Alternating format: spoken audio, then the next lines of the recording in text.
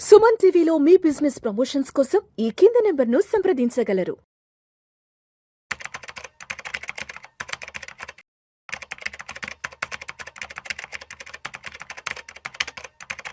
ప్రేక్షకులకి మీ రామచంద్రమూర్తి నమస్కారాలు.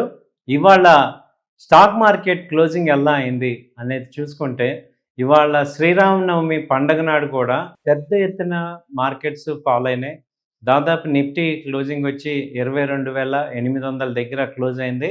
దాదాపు 2.1% ఫాల్, 498 పాయింట్స్ ఫాల్ అయింది. అలాగే సెన్సెక్స్ చూసుకుంటే 1690 పాయింట్లు డౌన్ అయ్యి 73,583 దగ్గర క్లోజ్ అయింది. సో ఏంటి ఈ ఫాలు? ఎందుకు ఈ రీజను? ఏం జరుగుతుంది?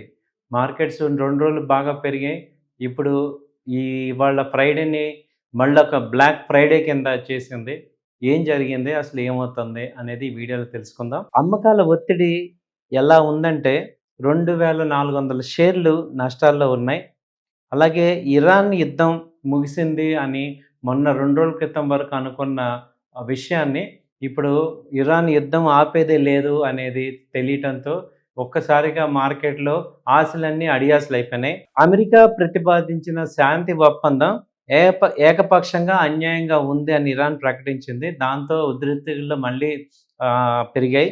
దీనికి తోడు మిడిల్ ఈస్ట్కి అమెరికా వాళ్ళు 10,000 మంది సైనికుల్ని పంపించేందుకు ప్లాన్ చేస్తుంది అనేది ఆందోళన ఎక్కువ పెరిగింది.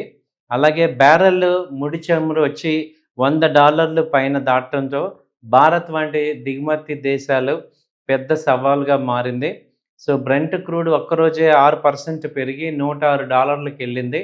దాంతో యుద్ధం కనుక సుదీర్ఘకాలం జరిగితే ట్రేడు చమురు ధరలు బాగా పెరుగుతాయి కాబట్టి దాని యొక్క పరిణామం భారత్ మీద తీవ్రంగా ఉంటుంది అనేది తెలిసిందే. కాబట్టి దానివల్ల మార్కెట్స్ ఫాల్ అయినాయి.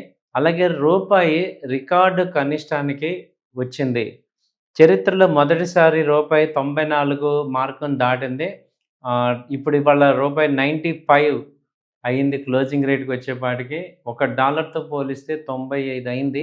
అలాగే యుద్ధం మొదలైనప్పటి నుంచి రూపాయి దాదాపు 4% మేర క్షీణించింది.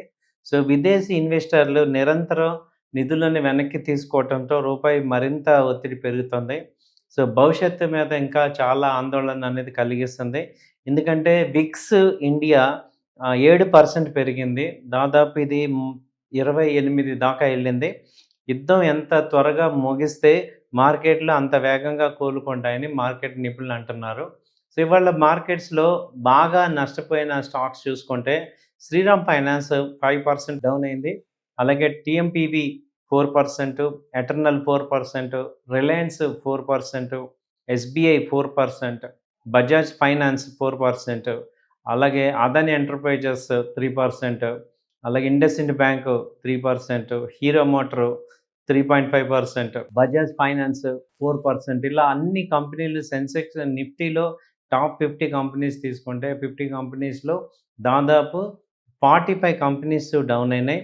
ఓన్లీ 4 కంపెనీసే ఇవాళ ఉన్నాయి. సో ఈ లెక్కన చూసుకుంటే ఇవాళ పెరిగింది ఓన్లీ ఓఎన్జీసీ, అలాగే Wipro, coal India, TCS. Only 4 కంపెనీలే పాజిటివ్గా ఉన్నాయి. ఎందుకు ఇలా అవుతుంది అనేది మనం క్లియర్గా డిస్కస్ చేసుకున్నాం. ఎప్పటిదాకా ఇది జరుగుతుంది? మార్కెట్కి మన ఇండియన్ మార్కెట్ పరిస్థితి ఏంటి అంటే, ఆయిల్ అనేది క్రూడ్ ఆయిల్ ఇప్పుడు $100కి వెళ్ళింది. సో మధ్యలో మార్కెట్లు పెరిగినా అది పుల్ బ్యాకే. కానీ ఈ యుద్ధం అనేది ఒక క్లోజ్ అయ్యేదాకా ఈ ఇండియన్ పరిస్థితి కానీ వరల్డ్ మొత్తం దాదాపు 100 కంట్రీలు అతలాకుతలం అయిపోతున్నాయి. వాటి యొక్క ఆర్థిక వ్యవస్థ అంతా కూడా అస్తవ్యస్తం అయిపోతుంది. సో కాబట్టి ఏంటంటే ఇప్పుడు ఇన్వెస్టర్స్ అందరూ కూడా జాగ్రత్తగా ఉండాల్సిన పరిస్థితి ఏంటంటే, మనం ఇన్వెస్ట్మెంట్ ఇప్పుడు బాగా తగ్గింది కాబట్టి సెలెక్టివ్గా మంచి కంపెనీస్లో ఇన్వెస్ట్ చేయటం ఒక పాయింట్. అలాగే షార్ట్ టర్మ్ ట్రేడ్స్ కానీ ఎమోషనల్ ట్రేడ్స్ కానీ చేయకుండా ఒక స్టేబుల్గా ఒక లాంగ్ టర్మ్ పాయింట్ ఆఫ్ వ్యూలో స్టడీగా ఇన్వెస్ట్ చేసుకోవటం అనేది ఒక బెస్ట్ పాయింట్. అలాగే ఇప్పుడు నిఫ్టీ చూసుకుంటే లెవెల్స్ ఇవాళ ప్రజెంట్ క్లోజింగ్ తీసుకుంటే 22,800 ఉంది. రేపు మండేకి ఎలా ఉండొచ్చు, ఏ రకంగా ఉండొచ్చు మండేకి అని చూస్తే, ఇప్పుడు సాటర్డే సండే కనుక మార్కెట్స్ అక్కడ ఇరాన్ మీద ఇంకా యుద్ధం స్టార్ట్ అయినా ఇప్పుడు హార్మోజ్ జల్సంది ఏమవుతుందో ఈ 2 రోజుల్లో తెలియాలి. అలాగే ఈ భూతల దాడులు కూడా చేస్తాము అంటున్నప్పుడు ఇరాన్ యొక్క ఆల్టర్‌నేట్స్ ఏంటి? ఇప్పుడు అలాంటి సంధి చర్చలేమన్నా ఈ 2 రోజుల్లో జరిగితే కొంత పాజిటివ్ వస్తుంది.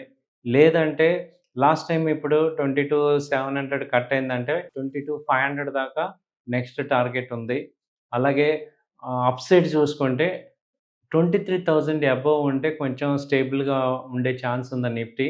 సో, బ్లాక్ మండే అవుతుందా? లేకపోతే అలాగే పాజిటివ్ మండే అవుతదా అనేది రేపు చూసుకుంటే కొంచెం ఈ 2 రోజులు ఉద్రిక్తతలు గనక తగ్గితే కొంచెం పాజిటివ్ వచ్చే ఛాన్సెస్ కనపడుతున్నాయి. సో, రేపు మండే ఎక్స్‌పైరీ ఉంది. అలాగే ట్యూస్‌డే మళ్ళీ మార్కెట్స్‌కి హాలిడే ఉంది. కాబట్టి మండే ఎక్స్‌పైరీని జాగ్రత్తగా చూసుకోండి. సో, ఓవరాల్‌గా చూసుకుంటే టెక్నికల్‌గా అయితే మార్కెట్స్ వీక్‌నెస్సే చూపిస్తున్నాయి. కాబట్టి సెల్ అండ్ రైజ్ కాన్సెప్ట్‌లోకి రావచ్చు. థాంక్ యూ అండి. నమస్తే.